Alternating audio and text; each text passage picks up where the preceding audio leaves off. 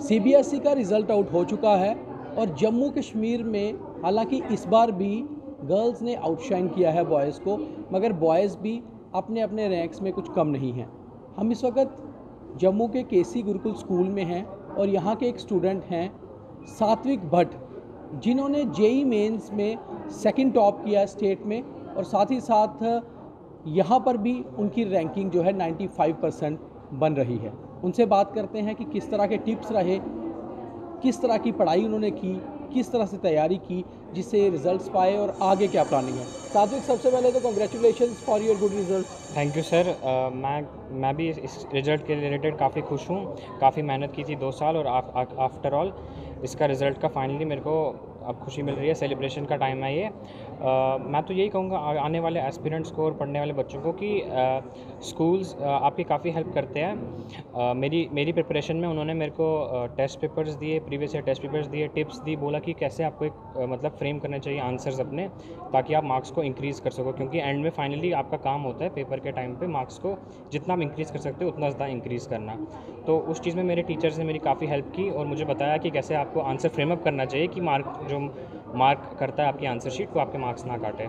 तो उसके लिए मैं अपने स्कूल को थैंक्स करूँगा। उसके अलावा मैं अपने पेरेंट्स को और भगवान को भी थैंक यू बोलूँगा, क्योंकि हर चीज़ हर जगह बड़ों का आशीर्वाद भी काफ़ी इंपॉर्टेंट होता है मार्क्स के लिए। और मैं आगे वाले पढ़ने वाले बच्चों को यही कहूँगा कि मेहनत कीजिए, क्योंकि जब रिज़ल्ट का दिन आता है और आपके अच्छे मार्क्स आते हैं तो फिर आपको बहुत खुशी मिलेगी उससे, और आपको पता चलेगा कि आपका जो हार्ड वर्क है। सात्विक, आपके सब्जेक्ट्स पीसीएम हैं, फिजिक्स, केमिस्ट्री, मैथ्स, और जॉइंट एंट्रेंस एग्ज़ाम में भी आप सेकंड टॉपर हैं स्टेट के।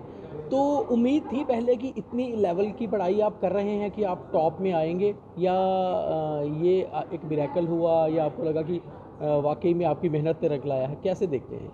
देखिए, कोशिश इंसान को ये नहीं करनी चाहिए कि वो टॉप करे, उसको अपना बेस्ट देने की हमेशा कोशिश करनी चाहिए, क्योंकि टॉप करे या ना करे ये तो भगवान के हाथ में होता है, इंसान तो बस मेहनत कर सकता है। तो मैं तो मतलब कोशिश थी मेरी कि टॉपर्स में आऊँ, बट ऐसा नहीं था कि मेरे को टॉप में आना है। ज़्यादा कोशिश ये थी कि मैं मार्क्स अपने जितने ज़्यादा कर सकता हूँ उतने ज़्यादा करूँ। अच्छा, जिस तरह से आपने पढ़ाई की, कुछ खास टिप्स जो आपसे नेक्स्ट बैच आएंगे कि किस तरह की पढ़ाई का कोई टेक्निक जो रूटीन वाली थी, या कुछ डिफरेंट पढ़ाई करते थे, मतलब कि टाइमिंग कैसे सेट करी हुई थी, टिप्स क्या क्या थे खास तौर पे? मेरा तो यही कहना होगा कि कितने घंटे पढ़ना है उसके पीछे ज़्यादा सोचना नहीं है, आप कैसे पढ़ रहे हैं वो इम्पोर्टेंट करता है, क्योंकि कोई भी इंसान किताब खोल के पढ़ सकता है और दिमाग उसका कहीं और हो सकता है। तो कोशिश इंसान की ये नहीं चाहिए कि उसका फुल फोकस होना चाहिए पढ़ाई के टाइम पे, और टीचर्स की हमेशा हेल्प लो जब भी आपको ज़रूरत पड़ती है, क्योंकि टीचर्स का काम है आपको सपोर्ट करना, आपको एडवाइस देना। तो जब भी आपको टीचर्स की ज़रूरत पड़े ऑब्वियसली उनकी हेल्प लीजिए। आपने क्या पैटर्न सेट करके रखा था अपनी पढ़ाई के लिए? कितने घंटे पढ़ते थे? बीच में मेंटली, ताकि आप बड़े कूल रहें, उसके लिए किस तरह से आप स्पोर्ट्स या बाकी एक्टिविटीज़ करते थे, या कुछ टीवी देखते थे, बाकी बुक्स पढ़ते थे? क्या एक सेट पैटर्न था? मेरा तो मतलब एक्चुअली पढ़ाई का सेट पैटर्न हो नहीं सकता, एग्जैक्ट सेट नहीं हो सकता, बट एक रफ स्केलेटन टाइप आप बना सकते हो। मेरा कुछ ऐसा होता था कि मैं कोशिश करता था कि 8-9 घंटे पढूं, बट जब मैं पढूं तो फुल फोकस से पढूं। ऐसा नहीं है कि 15 मिनट पढ़ा और उसके बाद फिर कहीं बाहर चले गए कुछ और करना। जब भी पढ़ना था उस टाइम पे फुल फोकस से पढ़ाई के टाइम पे था, कि डिस्टर्ब नहीं करना। मैंने घर वालों को भी कहा था अपने टाइम पे कि जब मैं पढ़ रहा हूँ उस टाइम पे डिस्टर्ब ना करें। फिर और उसके अलावा हम मतलब सिर्फ पढ़ाई तो काम नहीं होता, उसके अलावा आपको रिलैक्स भी करना चाहिए।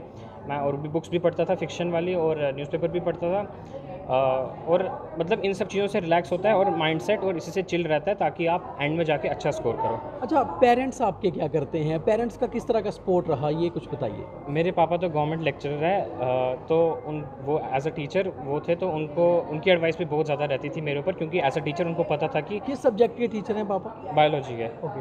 तो उनका मेरे को रहता था कि बताते रहते थे कि आपको किस तरह की पढ़ाई करनी चाहिए। उन्होंने मेरी काफ़ी हेल्प की मेरे को समझाने में कि जो सीबीएसई बोर्ड होता है वो कैसे मतलब आपको बोर्ड एग्जाम्स में कैसे स्कोर अपना मैक्सिमाइज़ करना चाहिए। और उसके अलावा पेरेंट्स ने मेरा बहुत सपोर्ट किया, मेंटल सपोर्ट प्रोवाइड किया मेरे को। अच्छा, जो एक्सपेक्टेशन थी, क्या वो पूरी हुई? मैं तो हमेशा से कोशिश करता था कि अपने पेरेंट्स को बोलना कि एक्सपेक्टेशंस नहीं रखनी चाहिए, क्योंकि एक्सपेक्टेशंस रखने से इंसान कहता है कि जो हमारा रिज़ल्ट है वो हमारे हाथ में है। मैं तो विश्वास रखता हूँ कि रिज़ल्ट भगवान के हाथ में होता है। तो मैं तो कहता हूँ एक्सपेक्टेशंस रखनी चाहिए उस हिसाब से जिस हिसाब से आपका हार्ड वर्क हो रहा है। और अगर आप एक्सपेक्टेशन ज़्यादा भी नहीं रखोगे, जब रिज़ल्ट आएगा उसकी और खुशी मिलेगी। तो मैं कहूँगा कि आप भगवान पे छोड़ दीजिए वो चीज़, एक्सपेक्टेशन ज़्यादा ना रखें। अच्छा, अब आगे क्या एम है, किस ओर जाना चाहते हैं? एक तो आपका एम इन लाइफ क्या है जो शुरू से प्लान किया था, या फिर अब जो स्कोर आया है इसके बाद एम में कुछ बदलाव आया है, कुछ चेंजेस आई हैं, आगे क्या करने हैं? आपकी प्लानिंग है? एम तो वही सेम है। मेरा एम था बचपन से ही, क्योंकि कंप्यूटर्स में शौक था, तो मेरा एम था कंप्यूटर साइंस इंजीनियरिंग करनी है मेरे को एक अच्छे कॉलेज से।